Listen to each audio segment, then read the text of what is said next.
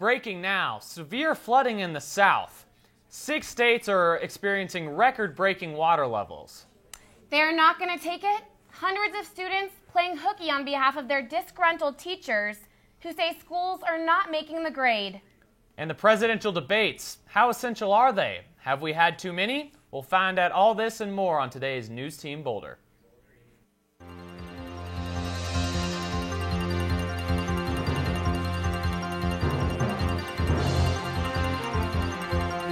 From the Roser Atlas Center and the College of Media, Communication, and Information at the University of Colorado Boulder, this is News Team Boulder. Hello and welcome to News Team Boulder. I'm Louise McDonald. And I'm Barrett Vickery. There's yet another primary debate tonight, but are CU students losing interest? News Team's Emma Turetsky finds out more. This primary season, there will be a total of 23 televised debates. But are these constant showdowns becoming overkill? I'm here on campus asking CU students if they believe these constant debates are helping or hurting candidates. There was a debate last night, one tonight, and there seems to be another every week. Again and again, we are given the opportunity to watch the candidates, both Democratic and Republican alike, discuss topics ranging from immigration reform to government spending to foreign relations. And yet, when you ask questions, as many of us have, and more importantly, independent experts, it's very hard to get answers. Some students don't even bother watching, as they feel the debates have become more like reality TV than politics. Have you been watching the debates? Not really. I kind of feel like it's reality TV right now. I'm not really learning that much. Others do watch, but are beginning to lose interest. I always get really excited for the first one, and then by now I'm like, how are they still doing debates? The first Democratic debate in October received over 15 million views. The one last weekend received only 5.5 million. I haven't really been watching them this time. I feel like both parties are just kind of wrong, in my opinion, and they just fight the entire time. Are these numbers a reflection of our interest in politics, our candidates, or the primary system itself? I have been watching, but I haven't learned much about their policies, more about their personalities. Well, if you are still interested in watching the debates, tune into CNN tonight to watch the Republicans fight it out. I'm Emma Turetsky, News Team Boulder. Thanks, Emma. But debate or no debate, there are always other ways to keep yourself informed about the elections. Bernie Sanders' surprise win in Michigan on Tuesday represents an embarrassing speed bump for the Clinton campaign. Hillary isn't rid of Sanders yet, but her campaign is still strong. After the Democratic debate in Florida last night, polls show Hillary leading almost 2-1 in the Sunshine State and Ohio. The Democratic race is still up in the air, though. 30% of voters in each state say they have not definitely decided who to support yet. The primaries for Ohio, Florida, and a few other states are March 15th. Donald Trump has been keeping the U.S. citizens and immigration offices very busy. Arella Mora has the story. With the presidential campaigns underway, immigration has been a hot topic. According to the New York Times, there are approximately 8.8 million legal residents who are eligible to be naturalized. During 2015, there was an increase of 11% of naturalization applications. During the last 6 months of 2015, that number increased by 14%, according to federal figures. One man has single-handedly helped those numbers. Let's do a pledge. Raise your right hand. I swear I'm going to vote for Donald Trump next week. Raise that hand. I love you. We can listen to politicians talk about immigration all day, but what exactly makes these immigrants eligible for citizenship? To be eligible for naturalization, green card holders must have continual presence here in the U.S. for at least 5 years with no serious offenses. To take the citizenship exam in another language, green card holders must have been here for at least 20 years and be over the age of 50. Immigration paralegal Veronica Lamas works directly with citizenship applicants and gave this quote: "I have definitely noticed a huge increase in the amount of applicants who are applying for citizenship to vote against Donald Trump. Being a legal resident has its advantages and privileges, but with these upcoming elections, having the right to vote will be the only thing that matters." Areli Mora, News Team Boulder. Thank you, Areli. The citizenship application process has been moving much faster, so if you or anyone else you know is eligible, apply. And make sure your vote is counted in the upcoming election. Students Organized for Syria will be holding its first event tonight. The campus group is gathering student support to offer scholarships to Syrian refugees. Over 10 million Syrians have been displaced from their homes. SOS is pushing to award 10 four-year scholarships to CU. The organization has an online petition that is only 50 signatures short of its goal of 200. If you'd like to attend and support the cause, the meeting will be held in Helms 191 at 6 p.m. 3 people have been killed in devastating flood waters in the southeast. Bree Thomas joins us live on set with more. What's being called an historic flash flood is soaking Shreveport in Bossier Parish, Louisiana. Severe weather has already taken 3 lives. One man's kayak capsized in Texas, and a Louisiana man drowned when his car was swept off the road. Louisiana's governor is declaring a widespread state of emergency. Our thoughts and prayers are with the people of North Louisiana, but so is our resources. Many residents are stuck in the high waters or stranded in their cars, while others are being asked to evacuate. 3,500 homes have been asked to evacuate so far. Right now, we know about 100 homes that have been flooded. At least 100 roads are closed. Devastated by flood waters in 2013, Boulder residents are all too familiar with the consequences of rushing waters. Close to $1 billion of property damage was sustained around the state, with some communities still dealing with the fallout 3 years later. Nearly a foot of water has fallen, and at least another half a foot is on the way. Police officers use boats to rescue residents and evacuate homeowners. With more rain in the forecast, rescue crews are going to have a long weekend ahead of them. Reporting with News Team, I'm Bree Thomas. Thanks a bunch, Bree. After the break, another mass shooting, this time in Pittsburgh. And the opportunity to see a frozen man.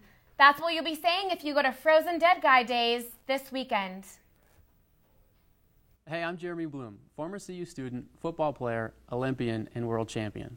But most importantly, I'm a forever buff, which means I'm part of 240,000 students and alums created by the CU Boulder Alumni Association. The University of Colorado will always be something I'm very proud to be a part of. The years that I spent going to school and playing football provided me with some of the best memories of my life. So come join me in creating lifelong CU relationships and explore the Forever Buff program.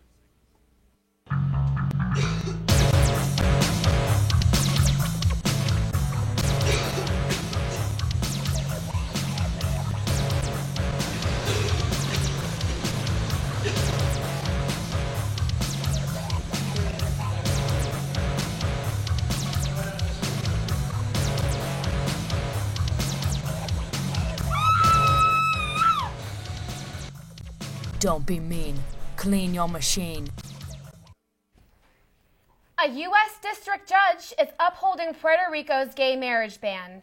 This comes a year after the Supreme Court determined that all states must provide marriage licenses to same-sex couples. The judge made the ruling on the contingency that Puerto Rico does not have state status. Puerto Rico is the newest to reject the federal policies regarding same-sex marriage. And 5 are dead and 3 are injured after an ambush-style shooting at a family barbecue in Pittsburgh.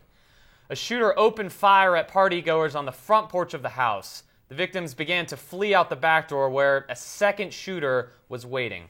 4 people died on that back porch. Neighbors say over 30 shots were fired, and according to police, 4 of the 5 people killed were siblings. But authorities are at a loss for determining a motive. Boulder is a hot spot for progressive ideas. That's why the student activist culture was hot during the 70s. 12 groups on campus are identified as student activists. News Team's Alejandra Zepeda investigates. Student activist culture on the University of Colorado Boulder peaked during the 60s, reflecting the national push for civil rights. After the mysterious deaths of 6 Chicano activists in 1974, the voices speaking out against injustice became silent. That was then, but today, student activist groups are experiencing a resurgence. The issues, though, are different. One particular student activist, who asked to not be identified, reflects on the modern issues. Social issues that affect all of us in our societies, and kind of reminding people not to just fall into the complacency of the current systems because it's comfortable.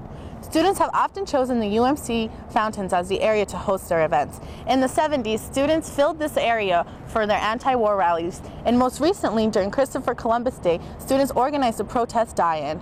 This generation of activists fight for something else. Young people care about all these things and just they have a voice within this system.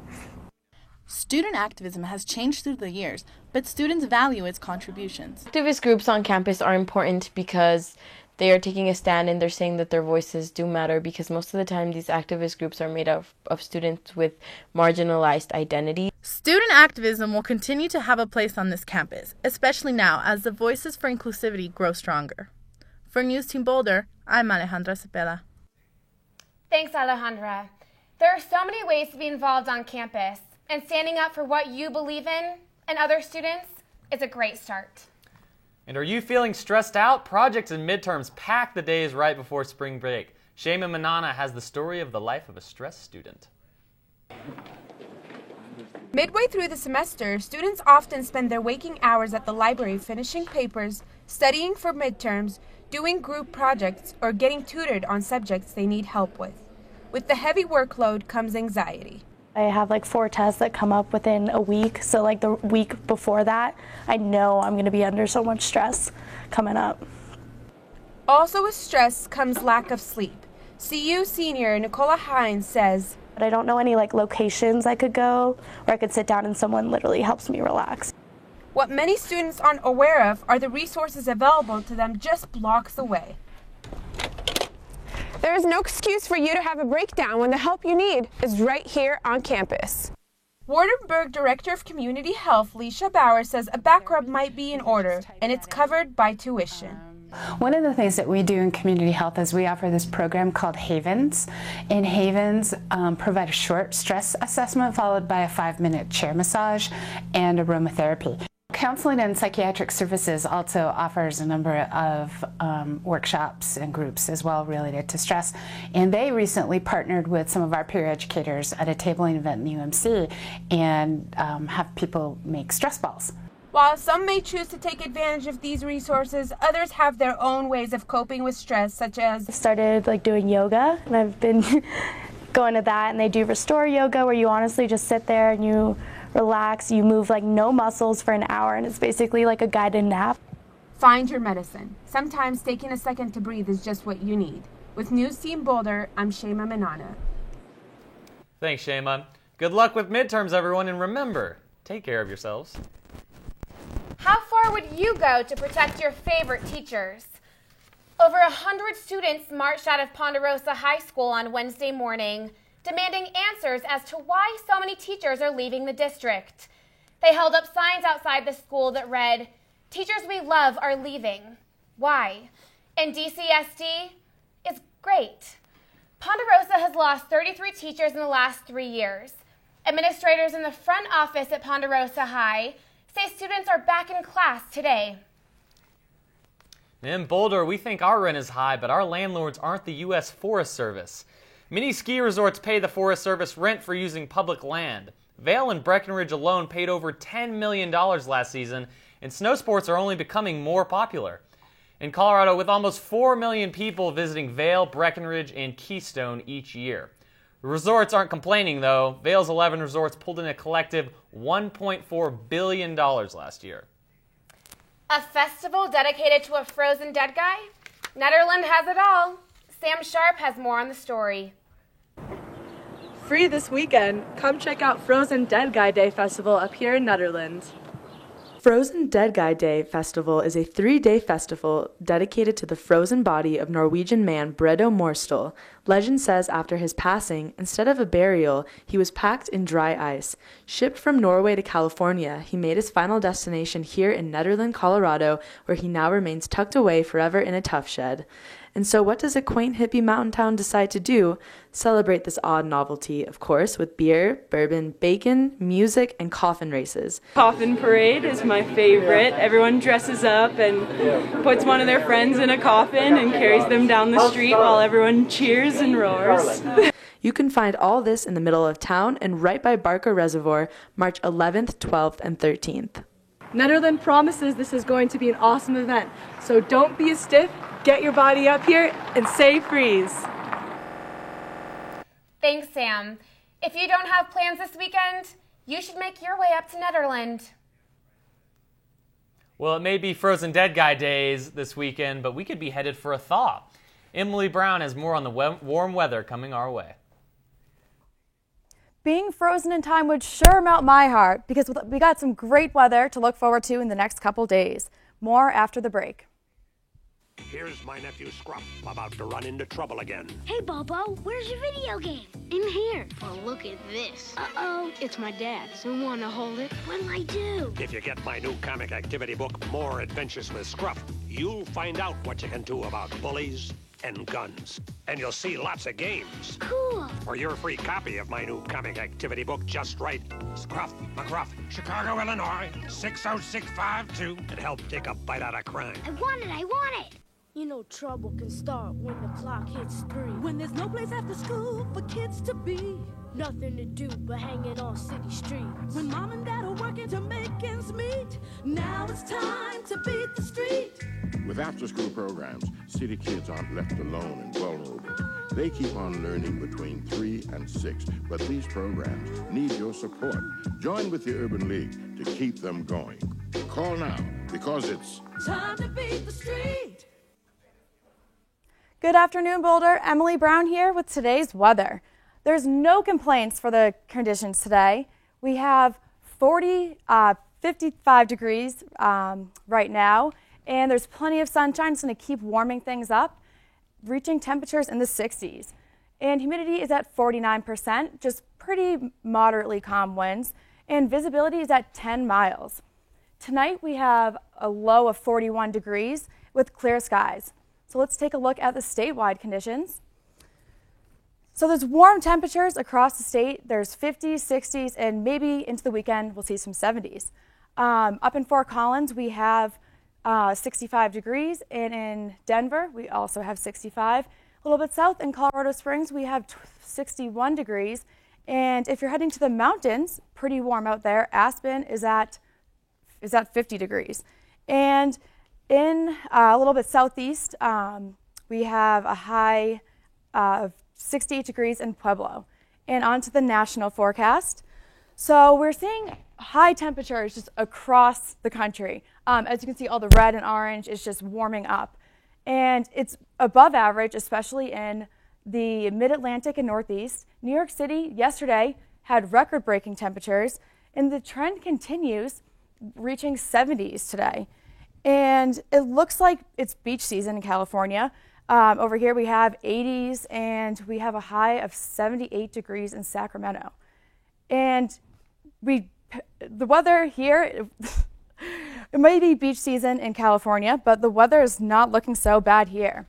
So tomorrow, on Friday, we have more sunshine ahead with a temperature high of 67, light winds from the west coming in, and temperatures will be dropping just a bit into the evening with a low of 42 degrees. And Saturday, we have a high of 66 degrees, partly sunny, and the west wind will be coming north in the afternoon. Nightly lows are in the 40s and partly cloudy. And Sunday, mostly sunny with a high of 66 degrees, low of 40 degrees Sunday night. And on Monday, partly sunny, high of 62, night lows in the upper 30s, and we may see some rain Monday night. But it looks like bird watchers are in luck for one of the oldest birding festivals in the United States. The Monte Vista Crane Festival begins tomorrow as the entire population of the Greater Sandhill Cranes make a pit stop in San Luis Valley, central Colorado, as they travel up north from the south. It is an unbelievable natural occurrence where 20,000 cranes fly to the same place every year. And that's it for weather today. Back to Barrett and Louise on the desk. Thanks, Emily. Seems like pretty good weather this weekend. I know, I just can't get enough of those birds. I know, we have to go bird watching or something. Well, now we're going to toss it over to Kaylee with sports. Thanks so much, guys. The Pac-12 tournament kicked off last night. Catch the latest when we come back.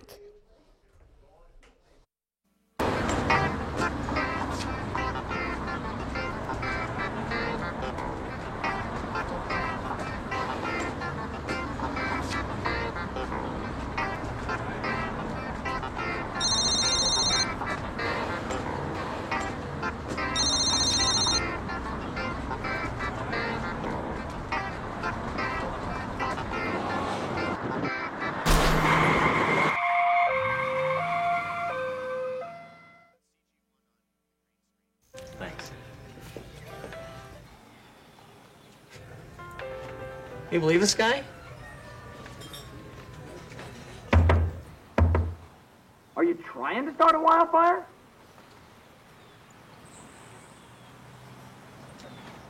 Sorry. Pass the honey?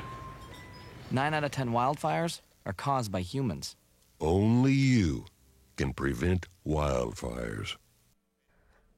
The Pac-12 tournament is in full swing, and our own Andrew Hobner is down in Las Vegas, keeping us up to date on all things Colorado. Andrew? Thanks, Kaylee. We're here in our room at the Vidara Suites just before we head over to the MGM Grand, and this was a great night last night for Colorado basketball. My run at the table wasn't very good, but Colorado ran it fantastically yesterday against Washington State. Last night, the Colorado Buffaloes faced off against the Washington State Cougars. But with a king in your hand, you're usually playing with house money, and that's what happened with the Buffaloes last night. Led by George King's 21 points, Colorado was able to defeat the Washington State Cougars 80-56 and punch their ticket to the second round and a good second showing against the Arizona Wildcats. So, great job. These guys played awful well. It was a great team victory. A lot of guys contributed, and I'm really proud of them. But now it's no time to, rejoice. It's on to Arizona. We know what awaits us tomorrow. Head coach Tad Boyle told his team after the game against Washington State that this would essentially be another road game. Arizona's fans being one of the best at traveling to Vegas in the Pac-12. These guys, after the Utah game, when we really felt like we let one slip away in Salt Lake last week, that was the last road game that they play. Everything else is a neutral floor. And then tonight, after the game, I told them I lied to them. While the chips appear to be stacked against the Buffaloes, this is Sin City, and anything can happen. Thanks, Andrew. So a lot of Buff Nation is excited for the game tonight against Arizona, especially after the last time that these two teams played in Boulder.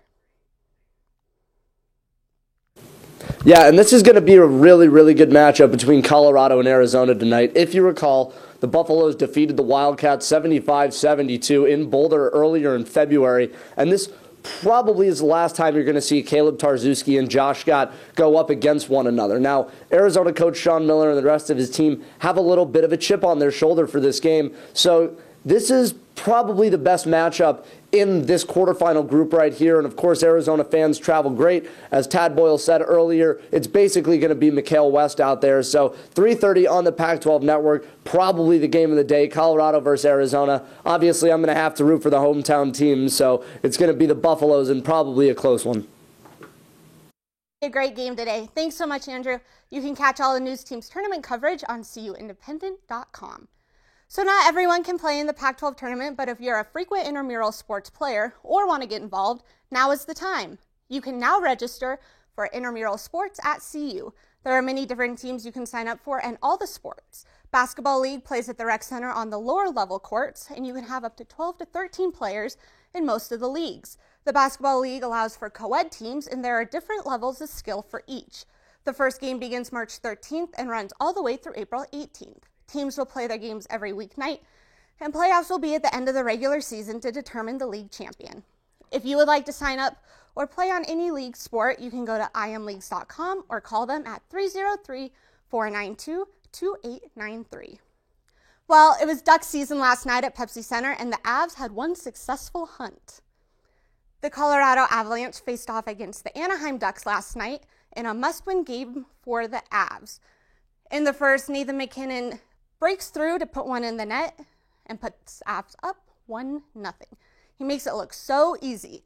And in the second, the pass from Matt Duchene gives Andreas Martinson the goal, his first game back since February 20th. And then, nearly a minute later, Sean Matthias sneaks one in to seal the deal. Avs go on to win 3-0 and gain a 2-point lead over Minnesota. Varley looked like his true self again last night. Finally, with 37 saves in his second shutout this season, the Avalanche head to Canada this weekend to face Winnipeg on Saturday. The NFL's free agency has been on fire so far, with teams making moves left and right.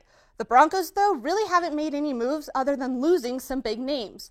It makes sense that everybody would want a piece of the Super Bowl team, but we already lost Malik Jackson, Danny Trevathan, Owen Daniels, Luis Vasquez, Aaron Brewer, and probably the biggest, quarterback Brock Osweiler. Brock turned down a 4-year, $64 million contract with Denver for 4 years, $72 million with Houston. With the loss of our quarterback, rumors have been flying that Denver could be going after San Francisco QB Colin Kaepernick. There's a lot of fans out there who aren't the biggest Cap fans, but this move could be a smart one. He has a strong arm and knows how to run. Even though Manning is definitely a running quarterback, at least he likes to joke and pretend. The new look could be just what Denver needs to keep their momentum going into next season. Another big name on the Broncos offense could also be on the move. 4 teams are in a bidding war for running back CJ Anderson: Miami, Chicago, New England, unfortunately, and San Francisco. According to a report, Anderson is in Miami right now and is expected to sign an offer sheet. The Broncos will have 5 days to match it. Well, we've got a lot to keep our eye on this weekend: the Pac-12 tournament, the Avs, and even the Broncos. But for now, what can we expect coming up next? Thanks, Kaylee. Well, coming up after the break, a toddler in Colorado Springs has some help sleeping like a baby.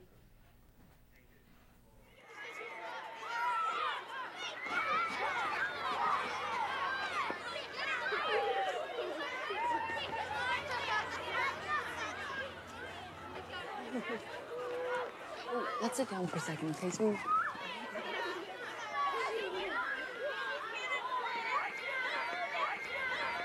Hey, Kayla, there's Mary from your class. Hi, Mary. Hi, Kayla. Come and play. Oh, sweetie. Why don't you go play with those kids over there? Why?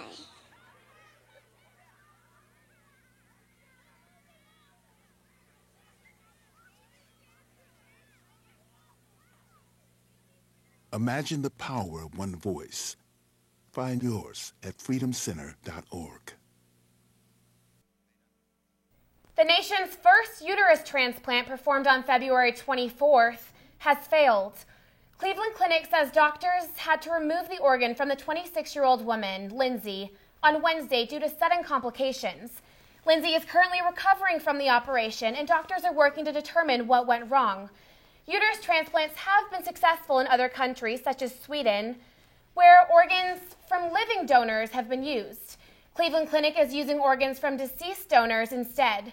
This is the first of 10 transplants in the trial, and doctors say they will continue the trial. NASCAR makes a political pit stop. CEO and chairman of NASCAR Brian France is facing a serious burnout for endorsing Donald Trump as president. NASCAR has been trying to broaden appeal in minorities lately, but not surprisingly, Trump doesn't have a great track record with that demographic. The CEO has openly supported presidential candidates in the past, but endorsing Trump has proved to be a gamble. Just ask Chris Christie. France reversed a little bit, saying, "I'm not supporting him for all of his views or even his immigration views." Another toddler mistakes pot for sweets, and the parents are facing misdemeanor charges of child abuse. The parents, 19-year-old Jesse Tamaro and 21-year-old Karina Vanarin, fell asleep while watching a movie Wednesday night at their home in Colorado Springs. While asleep, their 2-year-old child gained access to an edible marijuana candy that had been left out. The child was immediately taken to the hospital, and Colorado Springs Police Department say that the child is not suffering any injuries. Let this be a lesson to all parents: childproof your edibles. Thanks again for joining us today on News Team Boulder. I'm Barrett Vickery. And I'm Louise McDonald. Tune in next week for more breaking news.